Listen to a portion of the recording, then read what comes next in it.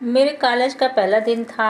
मैं जब कॉलेज जा रही थी, जब वापस आई तो किसी ने मुझे रास्ते में रोका और मुझे ज़बरदस्ती अपनी गाड़ी में बैठा दिया। मैंने बहुत शोर मचाया मगर किसी ने मेरी मदद ना की।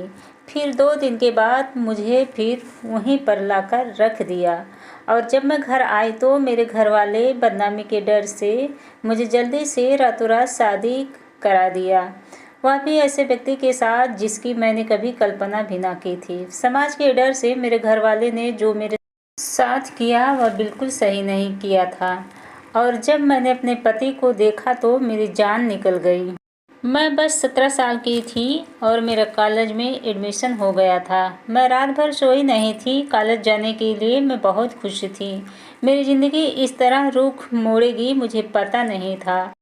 अगर मुझे पता होता कि कॉलेज जाने वाले दिन मेरे साथ कुछ ऐसा अनहोनी हो जाएगा तो मैं कॉलेज ना जाती, मगर शायद मेरे नसीब में यही सब लिखा हुआ था। मैं कॉलेज जाने के लिए सुबह तैयार हुई, बहुत ज़्यादा खुश थी। नाश्ता भी मैंने आधा ही खाया था और मम्मी पापा को मिलकर मैं कॉलेज निकल गई। पहले ही दिन कॉलेज में मेरे अच्छे दोस्त बन गए थे। मैं बहुत ज़्यादा खुश थी और कॉलेज करके वापस ही लौट रही थी कि अचानक मेरे सामने एक गाड़ी आकर खड़ी हो गई। मैं एकदम से डर गई थी।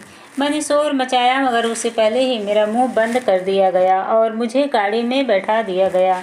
मैं बहुत ज़्यादा डरी हुई थी। अंदर जो मेरे साथ हो रहा था मैं उसको बता नहीं सकती थी कि मैंने उस पल खुद को क्या महसूस किया था, मगर यह लोग मुझे कुछ भी नहीं किया। मैं ऊपर वाले से दुआ ही कर रही थी कि इन लोगों के दिल में मेरे लिए थोड़ा रहम आ जाए और मेरे साथ कुछ गलत ना करें। वो लोग मुझे ऐसे सुनसान जगह पर ले गए जहाँ कुछ नज़र ही नहीं आ रहा था और मुझे ले जाकर बस एक कमरे में बंद कर दिया और टाइम टाइम से खाना लाकर दे दिया करते थे। मैं बहुत परेशान थी। मुझे इस तरह बंद करके इन लोगों को क्या मिल रहा था? आखिर मैंने इन लोगों का क्या बिगाड़ा? वह आदमी सामने नहीं आ रहा था। मैंने एक बार चिल्लाकर कहा कि सामने आए। आखिर मुझे से क्या दुश्मनी है? इस कमरे में बंद करके आपको क्या मिल रहा है? मैं देखना चाहती हूँ आखिर कौन हैं आप। इस अंधेरे के पीछे उस व्यक्ति ने हल्का सा रोशनी की और अपना चेहरा दिखाया। वह व्यक्ति नौजवान ही था मगर देखने में बहुत शरीफ लग रहा था। मगर उसने ऐसी हरकत मेरे साथ क्यों किया? आखिर क्या बात थी? मुझे 2 दिन तक उसी कमरे में बंद रखा और फिर मुझे उसी जगह पर ले जाकर छोड़ दिया। जब मैं अपने घर के दरवाजे पर खड़ी होकर डोरबेल बजा रही थी तभी अंदर से मेरे पिताजी निकले और झटके से अंदर लेकर मुझे 2-3 थप्पड़ लगा दिया और कहा कि कहाँ थी और कहाँ से काला मुंह करके आई है?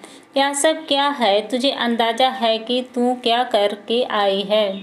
कहीं भी मुंह दिखाने के काबिल नहीं छोड़ा। वह मैं किस मुंह से बाहर जाऊंगा? मेरे पापा मुझसे कह रहे थे मगर मैंने पापा को कहा कि मैंने ऐसा कुछ नहीं किया।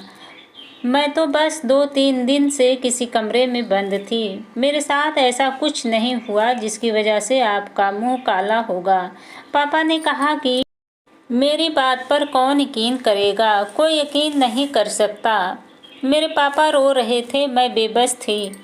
बात तो सही थी पापा की। यह दुनिया और समाज वाले जीने नहीं देते।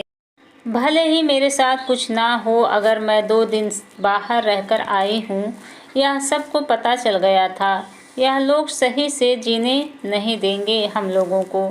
समाज हमारा बस एक छोटी सी बातों को लेकर पहाड़ बना देते। जब बात लड़की पर हो तो और भी ज़्यादा। यह लोग मिर्च मसाला लगाकर एक दूसरे को बताते हैं। मेरे पापा दोनों हाथ को सर पर रखकर रो रहे थे। तभी मेरी माँ ने पापा से कहा कि बच्ची की इसमें क्या गलती है? इसे क्यों सुना रहे हैं यह सब?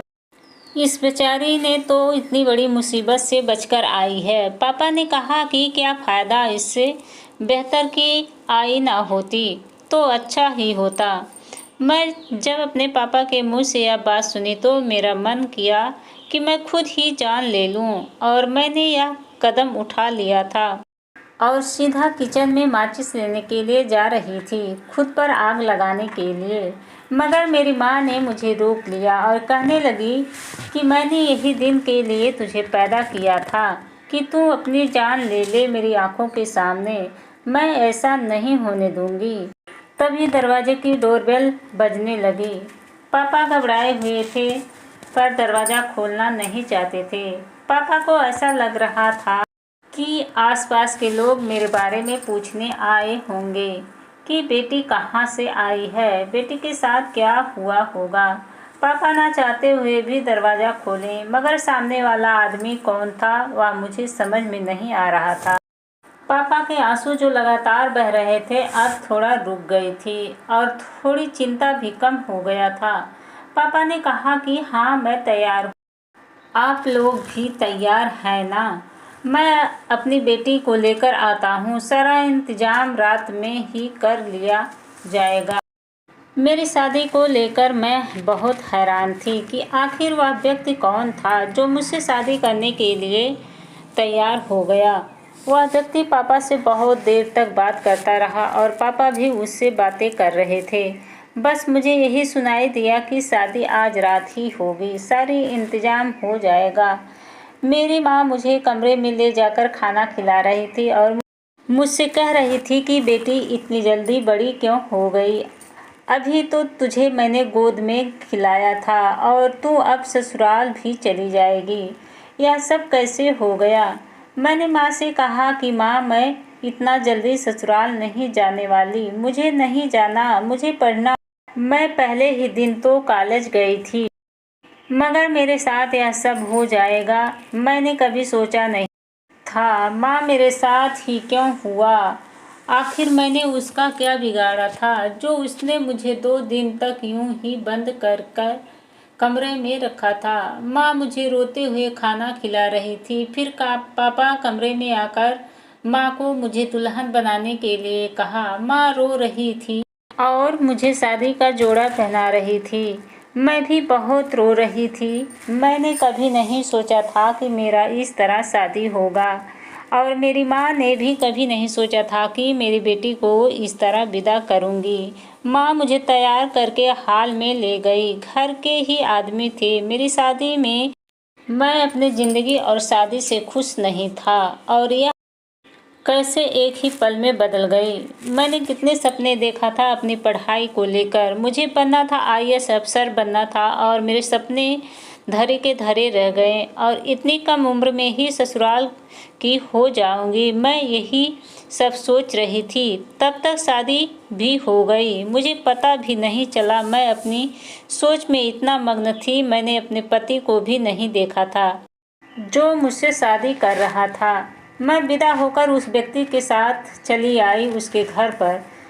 मैं उससे अपना पति नहीं मान रही थी। जिस हालत में शादी हुई थी उससे तो यही उम्मीद थी कि मैं और वह अपनी दूरी बनाकर ही रखें। यह मजबूरी की शादी हुई थी। मैंने इसका इंतज़ार भी नहीं किया और पूरी रात सोच सोचकर सुबह कर दी, मगर मेरा जो पति था वह मेरे कमरे में नहीं आया था।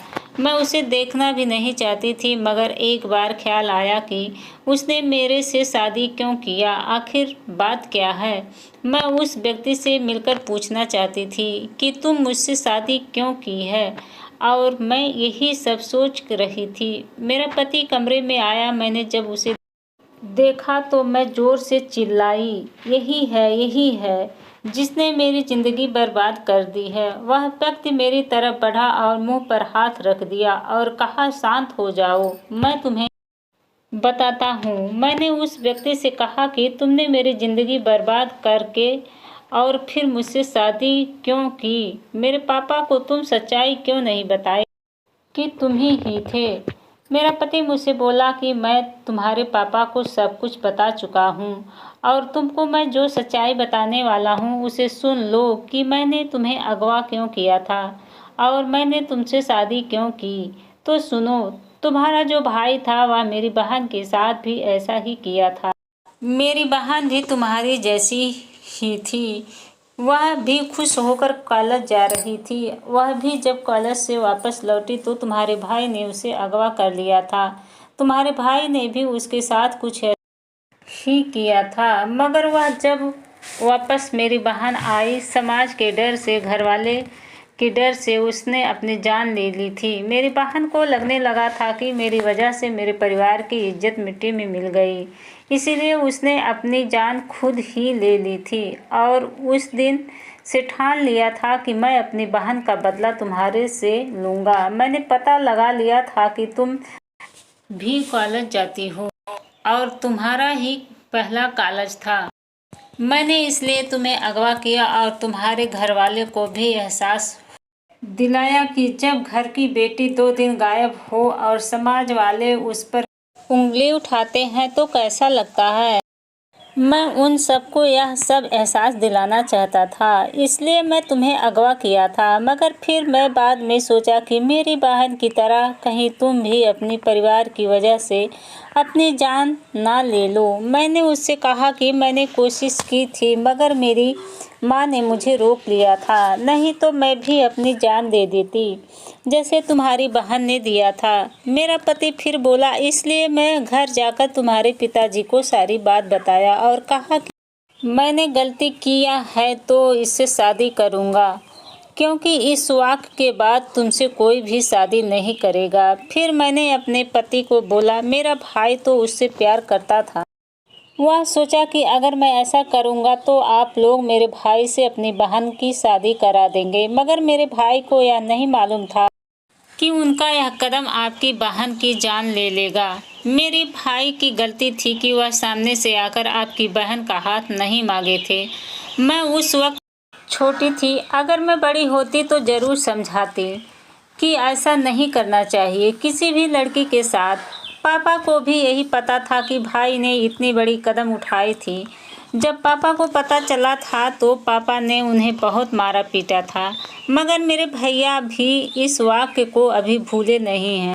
उन्हें जब पता चला कि आपकी बहन मर गई उसकी वजह से, तो मेरा भाई भी छत पर से अपनी जान दे देने की कोशिश किया, क्योंकि वह आपकी बहन से बहुत प्यार करता था। मेरे भाई से एक बार जाकर मिले, वह किस हालत में है। उनको अपने किए की सज़ा मिल गई थी। मेरे भाई आज अपाहिज की ज़िंदगी गुजार रहा है, तो उनके किए की सज़ा उनको मिल गई थी, मगर मेरी क्या गलती थी। मैं अपने पति को बताया कि मैं पढ़ना चाहती थी आगे, मगर मेरी पढ़ाई की उम्र में मेरी शादी हो गई। यह सब आपकी वजह से हुआ, मेरा सब कुछ छीना गया। मैं आईएएस अफसर बनना चाहती थी। मेरे पति ने कहा कि सब कुछ भुलाकर पुनः अपनी ज़िंदगी में आगे बढ़ो और जो कुछ हो गया उसे भूल जाओ। और मैं वक्त रहते ही बात को संभाल लिया, और नहीं तो तुम भी मेरी बहन की तरह जान दे देती। मैं भी अपनी पिछली बात भूलकर अपनी पढ़ाई शुरू कर दी और मेरा साथ मेरे पति दिए। दोस्तों, वक्त बुरा आता है, मगर उसे डटकर मुकाबला करना चाहिए, ना कि कायरों की तरह अपनी जान दे देनी चाहिए। बहुत लड़कियां और बहुत से माँ बाप बदनामी के डर से डर कर अपनी जान दे देते हैं। इसमें लड़कियों की क्या गलती है।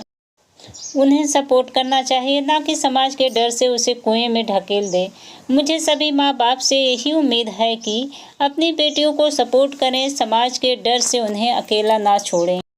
तो दोस्तों, आज की ये कहानी आप लोगों को कैसी लगी। कहानी अच्छी लगी तो कहानी को लाइक करना, कमेंट करना और सर्च करना। और हाँ, सबसे ज़रूरी बात यह है कि अभी तक हमारे चैनल को सब्सक्राइब नहीं किए हैं तो प्लीज़ हमारे चैनल को सब्सक्राइब करना। धन्यवाद।